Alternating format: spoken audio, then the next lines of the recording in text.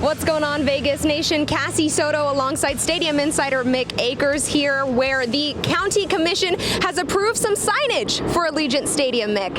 Right, yeah, so this is a process where they had to approve every sign that's going to go inside and outside of the stadium. There's about 650 of those. It's kind of a process to get them all down to make sure they weren't any kind of obstruction or anything to the flight path with McCarran and all that. So it went through a lot of approvals, not just the County Commission, but also with the FAA. Yeah, you mentioned that FAA, and this was a long process because they had to approve that. What were the issues there?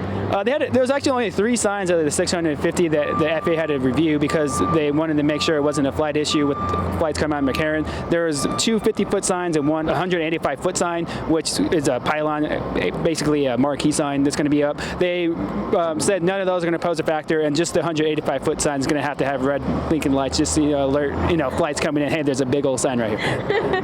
Right, and if you look behind us here, you can see the black glass video wall that will be obviously very big. What kind of issues were people thinking that would cause, and are there any issues at all, really? Well, the sign is going to be a 180-foot video wall, basically, facing the I-15, so the Raiders can kind of, broadcast what's going on inside or what the next events are coming up. I heard some complaints from people saying, hey, that might cause some traffic issues, and people are going to be looking at this giant screen when they're driving. FAA didn't even look at that one, so obviously nothing with the McCarran on that one. So I think it was just, the people that want to complain, they find something to complain about. Right. So we talked to Raiders President Marc Badain about it. Here's what he had to say.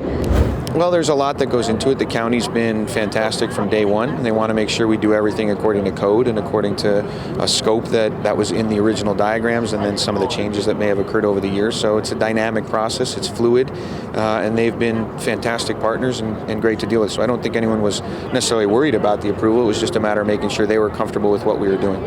All right, you heard from President Marc Badain there. Mick, how long until we start seeing some signage on Allegiant Stadium? Well, according to the FAA reviewed plans, it could start as early as November 30th. It has a time frame from November 30th to July 1st, 2020. So anywhere between there, you can start seeing the signs. Obviously, the video board outlines coming through here. You can see some of the pylons coming out of the glass where it's going to support the 180-foot video board. So it could be within this month. Obviously, this takes time. It depends on the glass setup and all that, but this month could start seeing some signage pop up here. Wonderful, Mick. Well, we will be on that if we do start seeing some signs soon. For everything you need to know about Allegiant Stadium, head on over to vegasnation.com. For Mick Akers, I'm Cassie Soto. Thanks for watching.